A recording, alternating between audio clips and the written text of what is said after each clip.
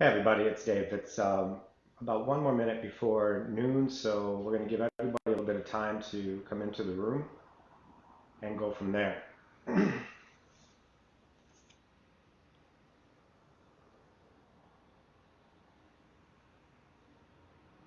Kyle, let me know when you're on as well.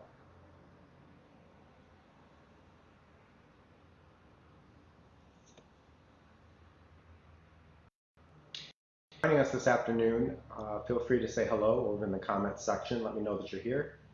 And if you have any questions, of course, ask them in the comments section and we'll be sure to get to them. We're going to give everybody just another minute.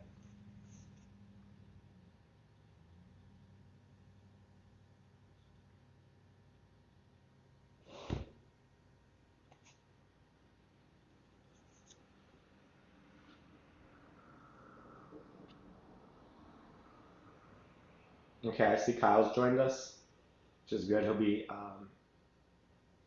adding some links in the comment section for our discussion this afternoon.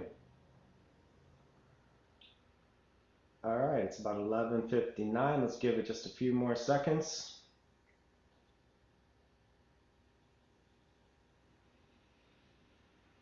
All right. So, good afternoon, everybody. It is Friday, another fast week. It is snowing pretty hard out on April 17th. Let's give a quick update of how things are at Affirmations right now. Some good news. We worked very hard for what's called the Payroll Protection Plan of the federal stimulus. And it's a small business association plan, but for nonprofits who apply and are approved, then it actually becomes a grant from the federal government under some stipulations. So we did receive word this week that we have been approved. That is 2.5 times payroll. So that will help us a lot at this time. As you know, we've had to shift our black tie until Halloween. And so that amount of money that was expected to be in the spring and April, actually, our black tie was supposed to be on Saturday. So that money had to be shifted. So I am very happy that we were approved for the payroll protection plan. We're excited about that. I want to thank Audrey, especially our finance director, for spearheading that along with myself to get that pushed through early. I want to thank our partners at Flagstar Bank who have helped us tremendously walk through that process, and that'll help our organization tremendously.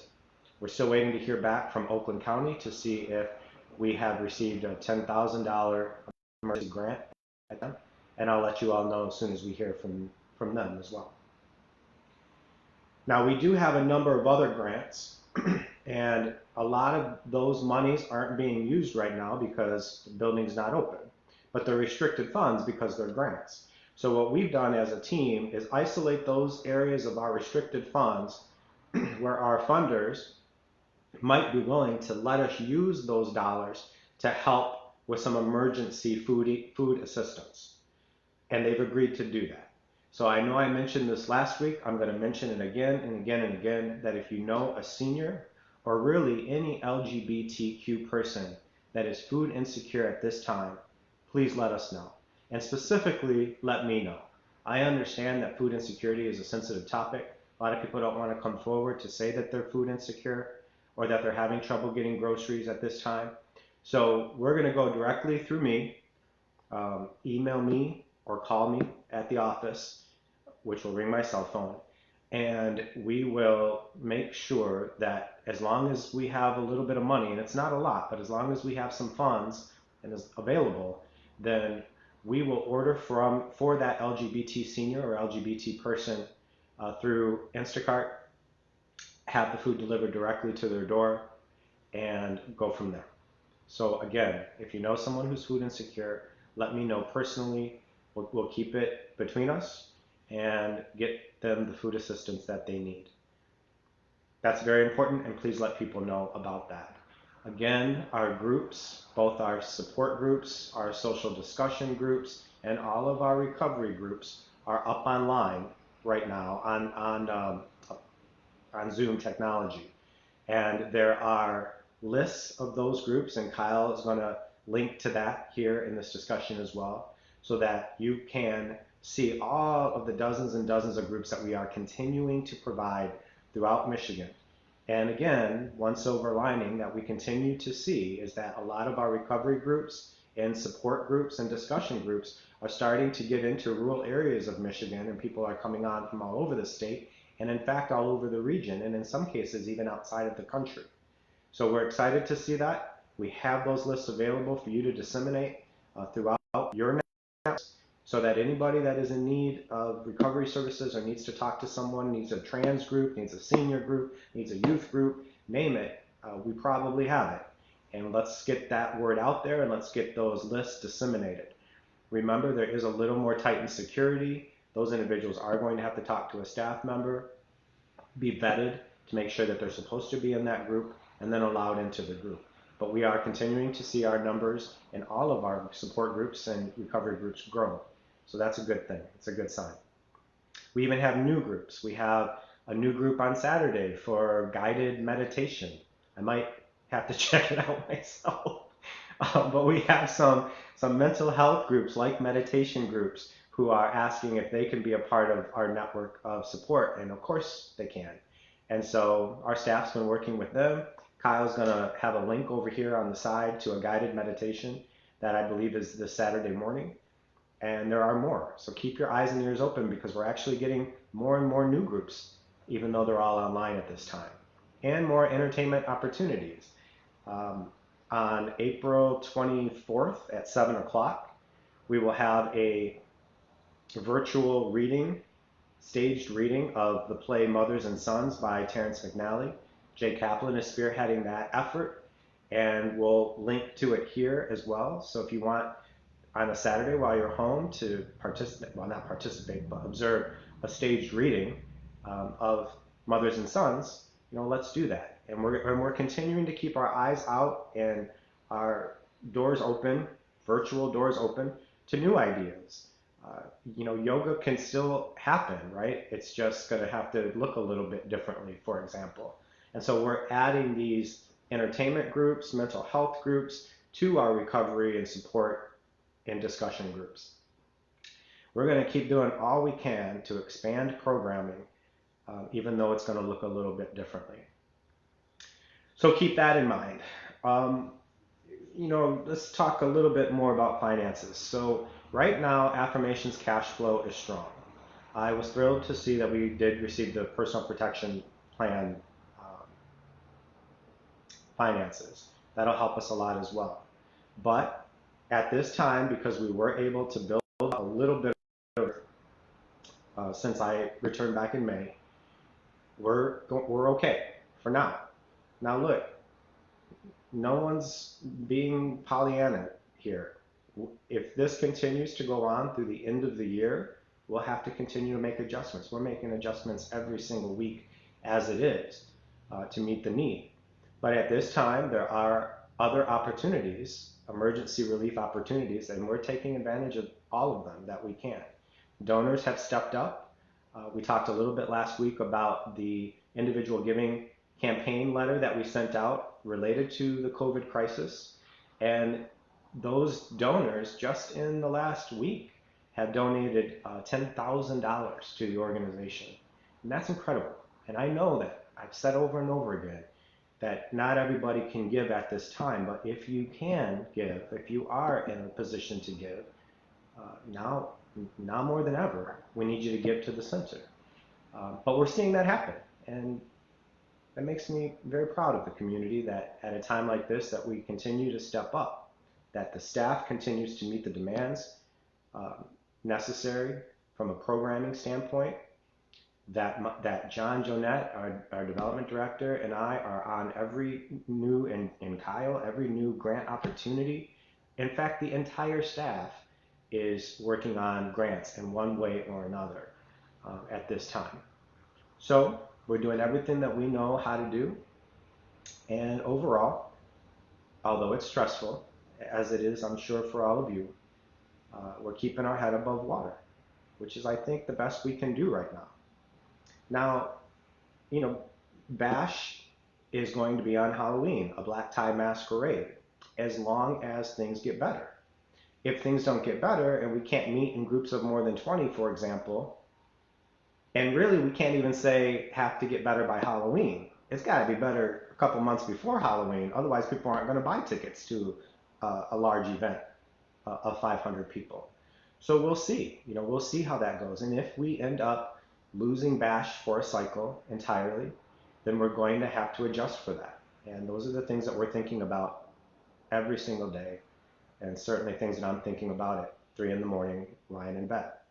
But what we can do right now is adjust to the moment and do the best that we can and work as hard as we can to keep our head above water. And right now, we're doing that. And we've had a lot of good news this week with the 10,000 from the community and 65,000 from the feds, and we're going to keep at it. I want to talk very briefly about the Supreme Court cases that will impact the LGBT community.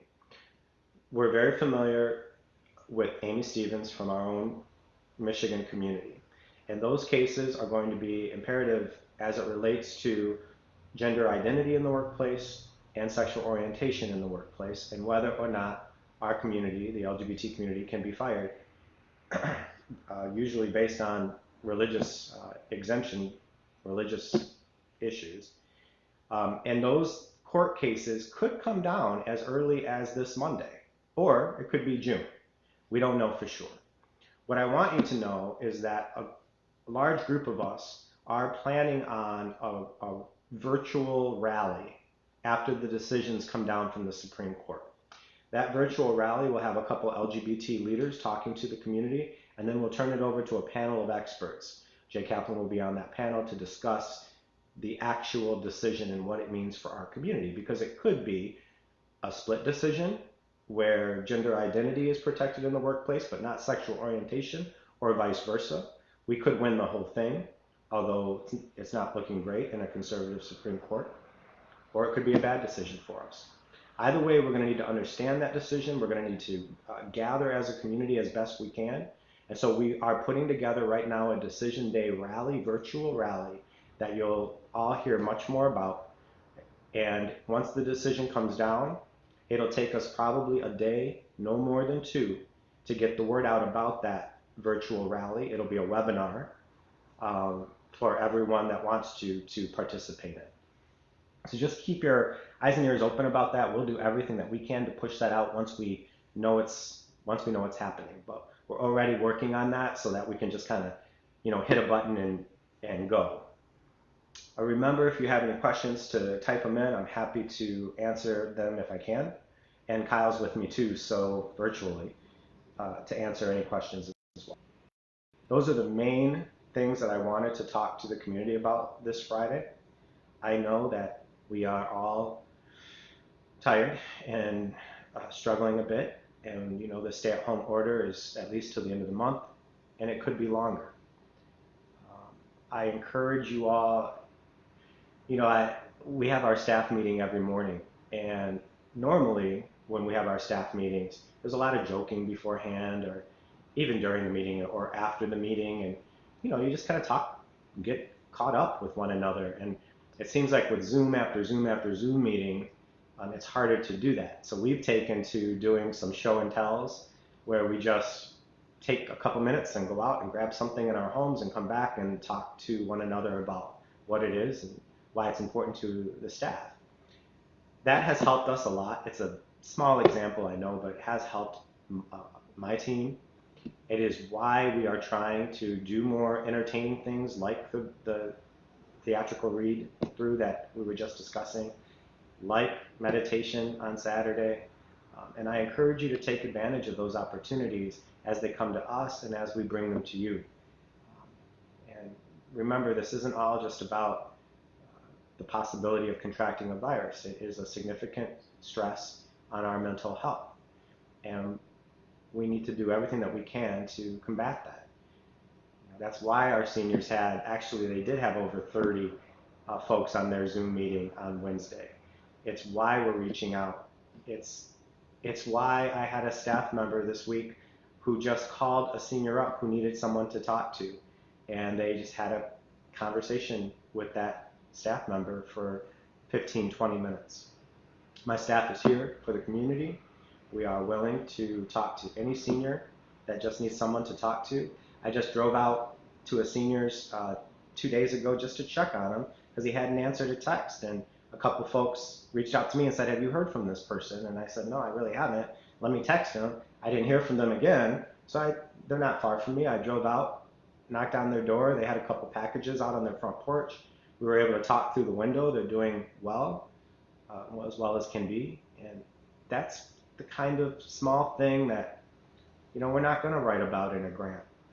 It's the kind of thing that every day that we don't talk a lot about. But Affirmations is here for the community on all levels, whether that is as important as a federal grant to keep the doors open, well, virtually, and the staff paid, whether that is food delivered to the front door of an LGBT person or a senior, or something just like pick up the phone and call and have a conversation. So that's what I wanted to talk to you all about. We have, thank you, Cindy. Cindy increased her monthly donation, and I have seen a lot of folks do that. I did it myself, and like I said, it's not an easy thing to do, but even $5 more a month helps, especially now during this time. And it makes me feel good to see those that can give a little bit more are, and I think that they see how hard we are working to continue to do everything that we can in a time like this and stick together. So I'm going to just scroll through as I always do for any questions. Kyle, thank you so much for posting all of these. Thank you, Free Moms Talk, for posting all of these links to everything that we're doing. Keep in mind that we did start the new Michigan LGBT Community Centers Network. We've already had 3 meetings. They're helping with the Decision Day virtual rally, and it's been helpful. I think that there is going to be a need from an advocacy standpoint, especially because this is likely to affect the election, of educating the community on how best to vote at home, to make sure that absentee ballots are mailed to people's homes, and then some follow-up to make sure that they've actually been filled out and turned in. And I think the more work that the LGBT community can do on this front, on the advocacy front of get out the vote and educating folks on how to vote from home in an epidemic, is going to be key. And that is something that the Community Centers Network is looking at strongly in partnership with some funders, and stay tuned. Hopefully some come out of that as well. But the more we can do to educate our community about how to vote, how to get an absentee ballot, how to turn that in. The governor is sending out applications to all registered voters, but a lot of people don't really know what to do then. So we're going to work really hard to make sure that our community is educated as much as possible with virtual town halls and follow-up phone calls in a state like Michigan that will be pivotal in the election, to make sure that we get out and vote as much as possible. Maybe it's not get out the vote, maybe it's stay in and vote, vote safe. But we're on it, we're working on it, and it's something that's front and center on our radar. Okay, I think I touched on all of the highlights that I wanted to touch on. Thank you again, Kyle, for all the links. If there are any questions, we'll give them just a few seconds here to ask any questions if you have any. Remember, if you know an LGBT person that is food insecure, reach out to me directly. Kyle will put my email address and my work phone number for that as well. This is recorded, so we'll put it up on AF's website, and we will go from there. All right, I think that's it. It is 12:15. I like these to be within 15 minutes. Enjoy your weekend, be safe, and we'll talk again soon.